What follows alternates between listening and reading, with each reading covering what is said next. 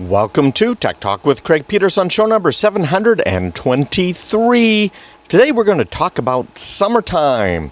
We're going to be joined by Abt Electronics, talking about outfitting a boat. We'll talk about a new pool water monitoring system that ties into your smart devices. We're going to be joined by our friends over at Nintendo, talking about what they're doing with their portable equipment. Coupons.com is going to be with us, how you can save money online and save on it in a big way. It's kind of cool. I like the way they do it. Sony is going to join us today, talking about their PlayStation. Again, they're portable, something great for summertime. And if you're planning on traveling, we're going to be joined by Michael Kelly. He's with On Call International Medical and Travel Assistance, what you can do if you're traveling, particularly abroad. Alice is going to join us, talking about live customer service. Well, the guy's name isn't Alice, that's the name of the service, but Mike Yoder is going to join us. Eli Bach is going to be with us today.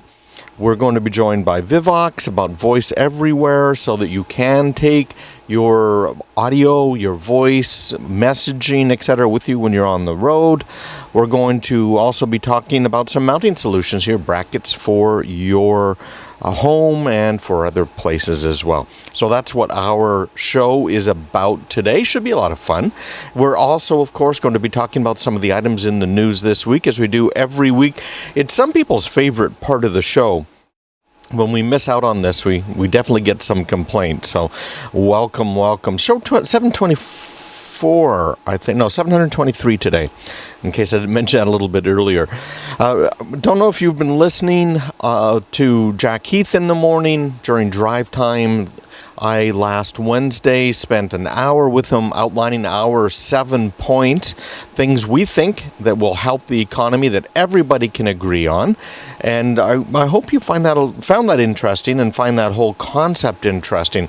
We'll be talking about it more on the show in the future, but there are a lot of things we need to do in order to help fix the economy. But basically, get government out of the way. Let's get some real energy going. Let's make it so that young kids can get those entry-level jobs, which they haven't been able to get because of the high minimum wage, etc. So there's lots to talk about. We'll be talking about that in the weeks to come. Right now, we are going to talk a little bit about a couple of these articles here. If you're watching on YouTube, you can see my desktop. We'll be talking about something called Mask Me. A lot of people really like, because it does, in fact, mask your identity when you're online. It can be a very important thing. We're going to be talking about the 9 best free image editors. If you can't pay Adobe all of the money that they want for their Photoshop, we'll talk about that. HTC One announced here this last week what's being called the best Android phone on the planet, a smaller version of that. Gizmodo had a cool little article that frankly kind of shocked me here. They're calling the crop factor when it comes to Netflix.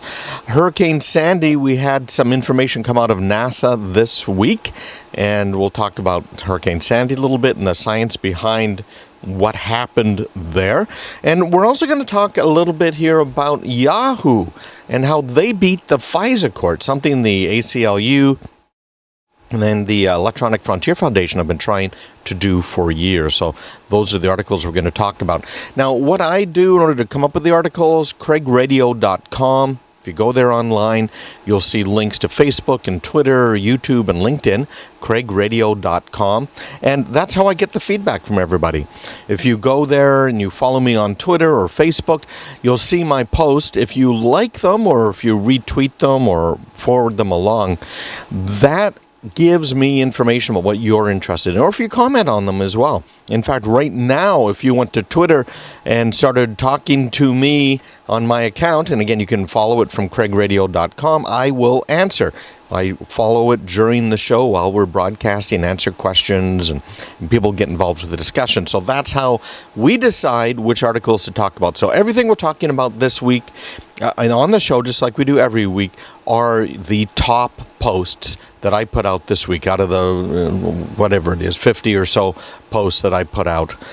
So let's talk a little bit about these. The first one is Mask Me. Now, this is kind of interesting. It was in PC Magazine, Forbes, Wall Street Journal, CNN, CNET, all covered this. But the people who have problems with spam, going online, maybe giving a credit card, a phone number, etc., that's what MaskMe is all about. It's a $5 a month service that provides you with fake email addresses that work, by the way. It'll forward to your real email. A private phone number that will be tied into you that you can use to block any callers that you want. Protect your credit card number on there. By the way, we'll talk about some free services you can use here too to do the same thing. A password generator, syncing across your devices, basic stuff that you might want to have, might need to have. And you can find it online at abine.com/maskme, or just do a Google search for MaskMe, or do a DuckDuckGo search. We've talked about that on the show before. DuckDuckGo, the search engine that keeps your searches private, unlike what Google and some of these other ones do, Bing, etc. It's called MaskMe. Again, look that up. Now, as far as some free services, of course, you can always go online and do a search, but there are some free email services. I use Google Voice. I was using Grand Central before Google bought it a few years back. I'm not so sure I'm particularly happy that Google owns it now because, as you know, they like to monitor things, record things, keep it forever. So that's not the good part about it, but it is free. So you can look at MaskMe if you want something that is paid as well, but does it for free. Now, they have a service that is questionable here on MaskMe, and that's protecting your credit card number. Here's why. If you use a fake credit card number here on the MaskMe account, it's great. Well, it's not fake. It's just a one-time use, basically. It's disposable credit card number. What happens if you return it and you want a refund? The credit card number no longer works. So some people have had trouble with that in the past, and particularly with places, vendors that do not allow you to do a return and then credit a different account than the one that paid for it. So be a little cautious here.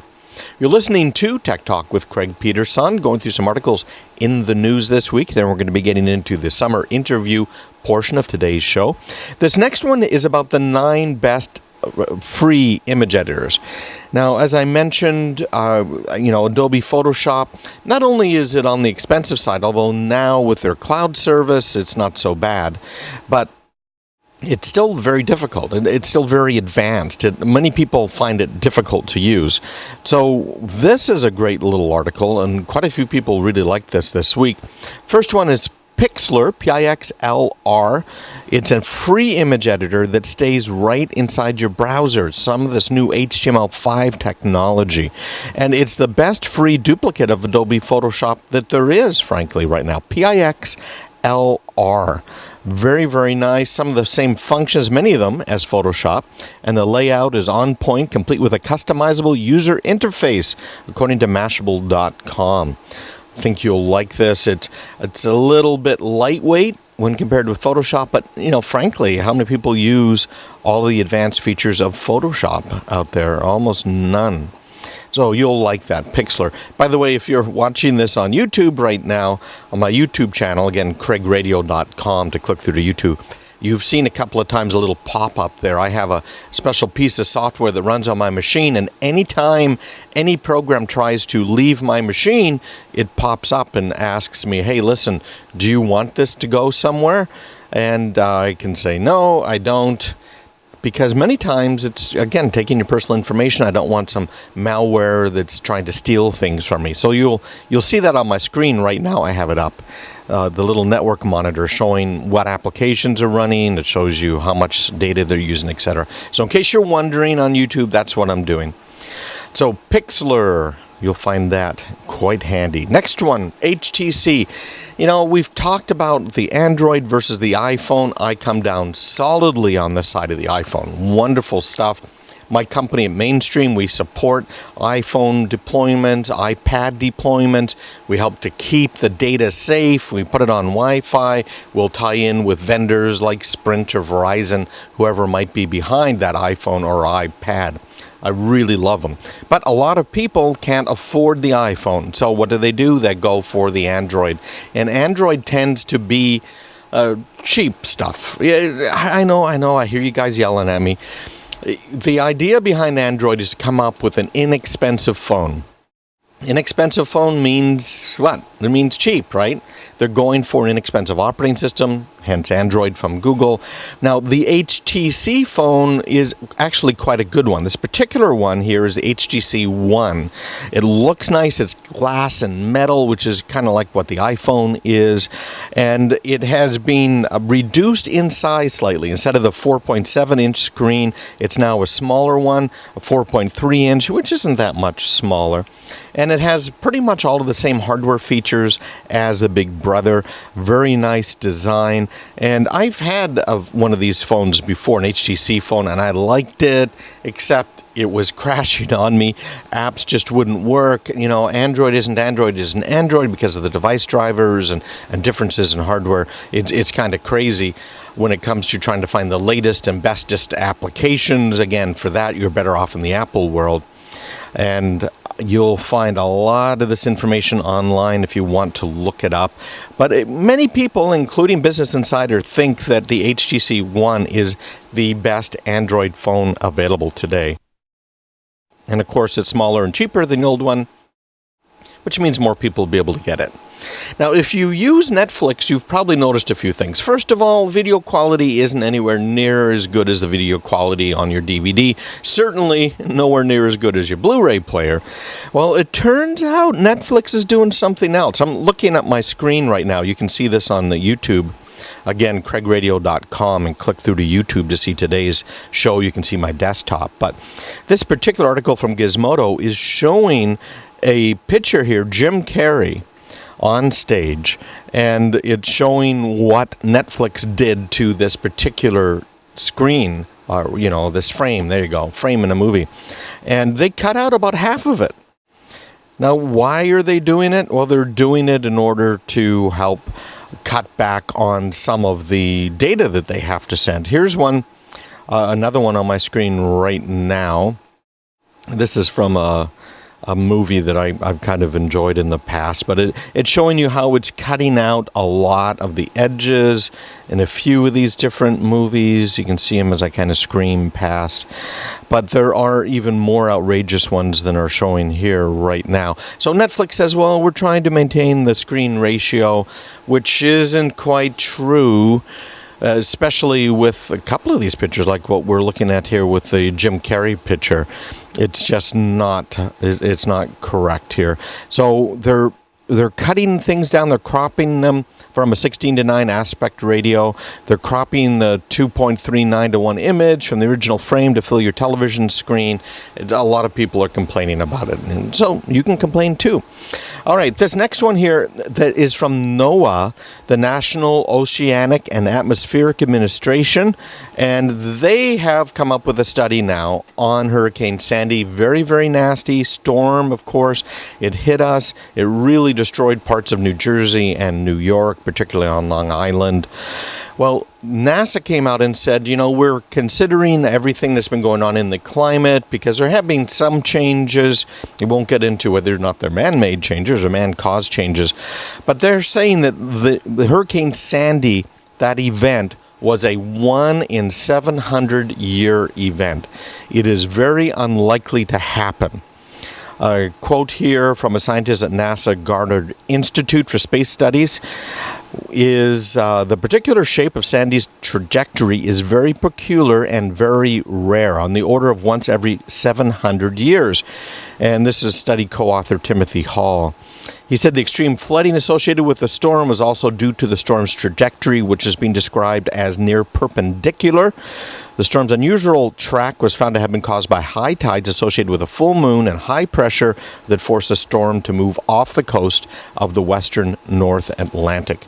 Very, very interesting. It says the odds that a storm with identical track is going to occur again within the next 700 years is 0.0014%. So breathe easy. I mentioned this article early because I think this is a very important one. Yahoo, this is about a couple of weeks ago here. Yahoo made a real big deal when it comes to PRISM, when it comes to these secret FISA courts, and that is they won a case against these secret courts that are out there. And as I mentioned, the ACLU and the Electronic Frontier Foundation have been trying for years to get the government to reveal more about what goes on in the FISA courtrooms. I don't know why they actually came out and ruled in favor of Yahoo, frankly. Maybe it's the public pressure. Keep it on, people. But you got to listen to this. This is from Gizmodo. Last month on Charlie Rose, President Obama defended the court's track record of granting surveillance privileges for everyone that asks, while not disclosing a single detail about who's making the requests or what they're doing with the information. Quote, "It is transparent," President Obama said. "That's why we set up the FISA court." Can you believe that? Doublespeak. Of course, it's not transparent. It's a secret court. It's crazy, people. Keep up the pressure. Looks like it's working a little bit. Stick around. We got a lot of guests coming up today talking about all kinds of technology for our summers right here on Tech Talk with Craig Peterson. Stick around. We'll be right back.